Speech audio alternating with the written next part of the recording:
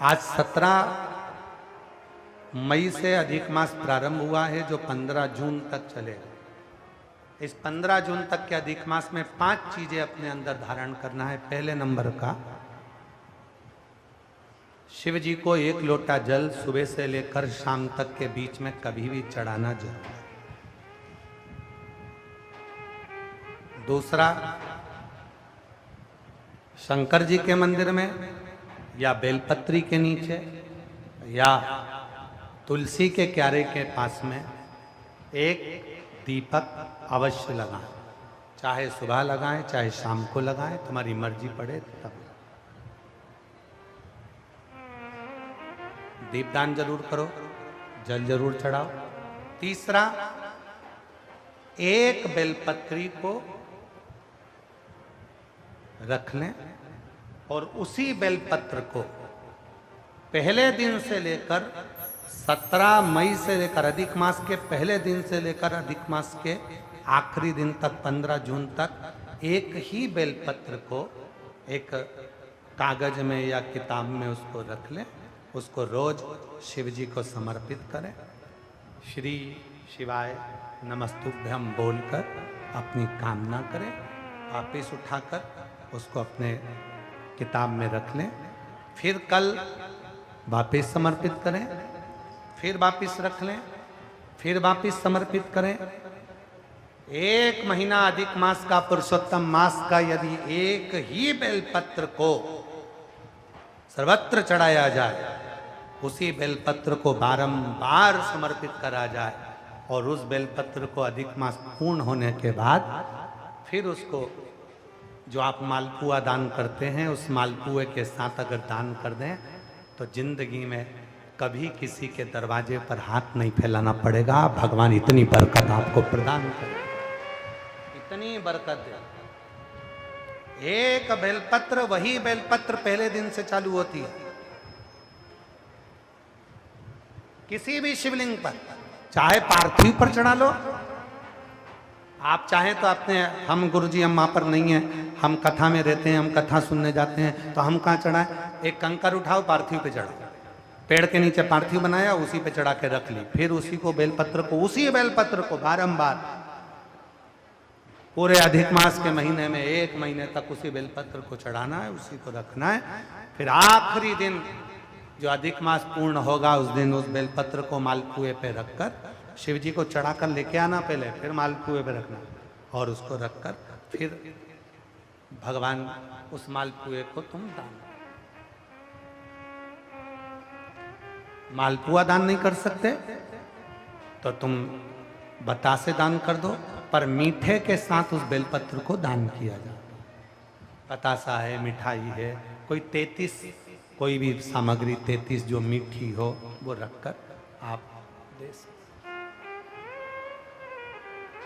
कभी किसी के दरवाजे पर कितनी भी मुसीबत आ जाए, कितना भी दुख आ जाए, कितनी भी तकलीफ आ जाए, कितना भी कष्ट आ जाए, कितना भी कष्ट आ जाए, आपको किसी के आगे हाथ नहीं फैलाना पड़ेंगे।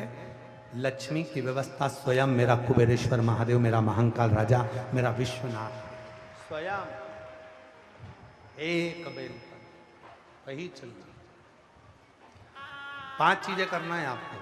पहले नंबर पर जम के बोलो जल, दूसरे नंबर पर दीप, तीसरे नंबर पर बेलपत्र, चौथे नंबर पर भगवान शंकर के मंदिर में नंदी के दोनों सींगों के बीच में से शिव के शिवलिंग का दर्शन।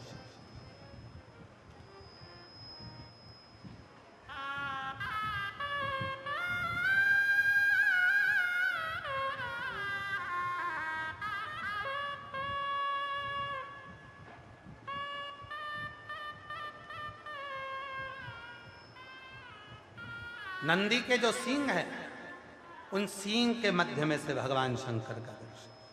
क्यों? किस लिए? अगर पुरुषोत्तम मास में, अधिक मास में हम नंदी के दोनों सींगों के बीच में से शंकर के शिवलिंग का दर्शन कर लेते हैं तो अपने अंतिम सांस तक शरीर के अंदर कोई बड़ी बीमारी कभी नहीं आती, कोई गंभीर बीमारी कभी नहीं। कि ज्येष्ठा का अधिक आया है। ज्येष्ठा का जो अधिक होता है उसमें अगर सींग, दोनों सींगों के बीच में से शिव के शिवलिंग का दर्शन करिए, शरीर में कभी कोई बड़ी बीमारी, ऐसी बीमारी नहीं आएगी जिसका इलाज है ही नहीं। रोगीले होकर, कष्ट भोग कर शरीर को नहीं त्याग। बहुत बड़ी बीमारी के साथ शरीर का त्याग नहीं करो। चौथा और 5वें नंबर पर भगवान शिव के मंदिर में, भगवान शंकर के मंदिर में या शिव कथा में या जहां हो वहां प्रदोष काल में, प्रदोष का समय, सूर्य डूबने का समय जब हो उस समय पर 5 बार 7 बार या तो पंचाक्षर मंत्र नमः शिवाय या षडाक्षर मंत्र ओम नमः शिवाय या श्री शिवाय नमस्तुभ्यम का जप। 5 बहुत, ये 5 अधिक मास में शंकर की 5 चीजें धारण कर लो। उसमें सबसे ज्यादा जरूरी जो है जल, दीप, बेलपत्र वही चढ़ाना, वही लेकर आना। कभी कभी हाँ, यदि घर के बच्चे ज़्यादा बीमार रह रहे हैं, उनको सांस की प्रॉब्लम हो रही है, सर्दी खत्म नहीं हो रही, निमोनिया हो रहा है, बार बार उनको कफ जम रहा है, तकलीफ हो रही है, तो पीपल का छोटे से छोटा पत्ता लीजिए और एक बेलपत्री का पत्ता लेकर दोनों पत्र को अधिक मास की 7वीं के दिन शिव जी को समर्पित कर दिए। पिपलेश्वर महादेव का नाम लेकर उसको समर्पित करिए। उन दोनों को उठाकर लेकर आ जाओ। उन दोनों को जहां बच्चा रहता है उस घर में किसी भी स्थान पर उसको रख दीजिए। उसकी जो कफ जमना है, जो निमोनिया है, वो धीरे धीरे समाप्त होना प्रारंभ हो जाता है। 7वीं तिथि अधिक मास, इसके सिवाय नहीं होगा। वो अधिक मास के सिवा वो हो ही नहीं सकता, केवल अधिक मास। अधिक मास की 7वीं तिथि को पीपल का पत्ता, छोटा ही बेलपत्र का पत्ता समर्पित किया। नाम लेना है पिपलेश्वर महादेव। क्या नाम है? जम के बोलिए जरा, पिपलेश्वर महादेव। हमने पहले भी कथा में कहा, एक है कुंदकेश्वर महादेव, जो दवाई नहीं लगती, कुंदकेश्वर का नाम का स्मरण करें। कफ शरीर में, निमोनिया, सर्दी, इसको समाप्त करने के लिए पिपलेश्वर।